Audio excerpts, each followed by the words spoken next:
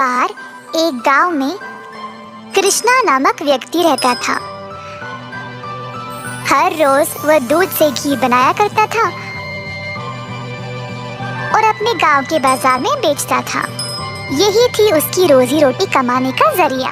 अपने शुद्ध और मजेदार घी के लिए कृष्णा बहुत मशहूर था। घी ले लो, शुद्ध देसी गाय का घी ले लो, घी ले लो, घी ले लो। एक दिन एक मिठाई वाला सुंदर ने कृष्णा को बुलाया और 1 किलो घी के लिए मांगा। कृष्णा गया उसके पास। कृष्णा भाई, मुझे 1 किलो घी चाहिए।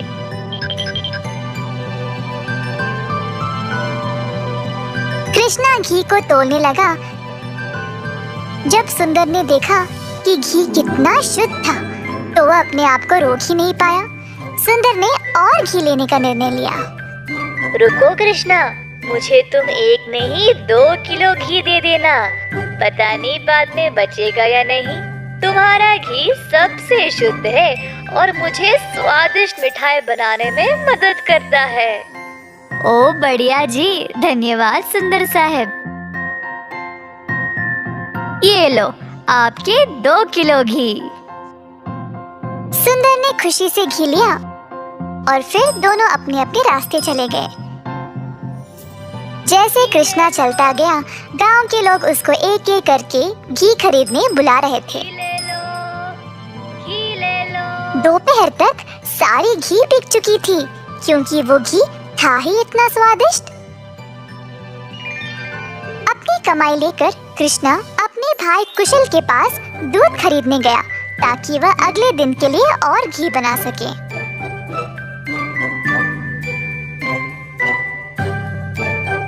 हर रोज कुशल देखता था कि उसका भाई बहुत घी बेचकर अच्छा पैसा कमा रहा था और उसका कारोबार दिन पे दिन और भी ज्यादा बढ़ने लगा। भाई, मुझे 5 लीटर दूध चाहिए घी बनाने के लिए। ओह, अभी तो मेरे पास नहीं है 5 लीटर। क्यों ना तुम शाम को आ जाओ, मैं तुम्हारे लिए बाजू में रखूंगा। कृष्णा के निकलने के बाद कुशल की पत्नी उसके लिए पानी लेके आई। देखा कमला, कृष्णा की तो किस्मत ही बदल रही है। दोपहर में ही इसने सारी घी बेच डाली और दूध के लिए वापस आया था। आप तो सारा दूध इनको ही दे देते हो ना, क्यों ना इस बार आप दूध में थोड़ा सा पानी मिला के दो। इस तरह हम भी ज्यादा पैसा कमा सकते हैं। कुशल ने अपनी पत्नी की बात मान ली और शाम को जब वह गाय से दूध निकालने गया तो उसने दूध में पानी डालकर कृष्णा के लिए बाजू में रखा। अब कुशल रोज यही करने लगा। धीरे धीरे वह पानी की मात्रा और भी बढ़ाने लगा। अब कृष्णा इस बात से अनजान समझ नहीं पाया कि उसकी घी की शुद्धता दिन पे दिन कम क्यों होती जा रही। इस वजह से उसके बहुत सारे ग्राहक भी कम होते गए।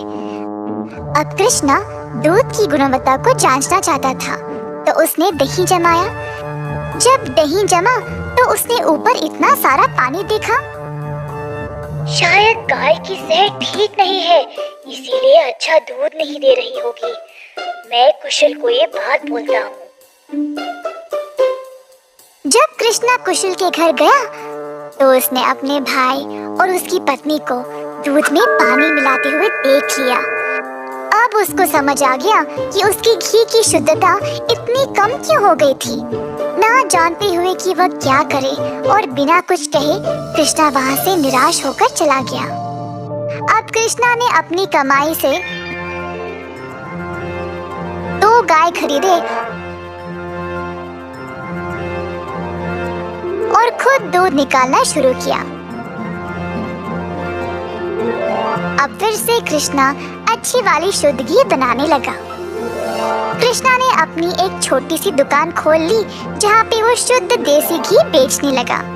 उसी समय सुंदर उसके पास आया और बोला, हाय कृष्णा, पिछले कुछ दिनों से घी कुछ ठीक नहीं है। मेरे मिठाइयों के लिए अच्छे ग्राहक थे, केवल आपकी शुद्ध घी की वजह से। उम्मीद है अब आप अच्छा घी बना रहे हो। मैं चाहता हूँ कि मेरे ग्राहक वापस आ जाएं। आप ये 2 गाय देख रहे हो, ये मैंने ही लाए हैं अब खुद दूध निकालने। अब से मैं ही दूध निकाल रहा हूँ, तो आज से घी भी सबसे बढ़िया मिलेगी। जैसे दिन बीतते गए, अब कृष्णा से और लोग घी खरीदने लगे। कुछ ही दिनों में कृष्णा ने और गाय खरीदे।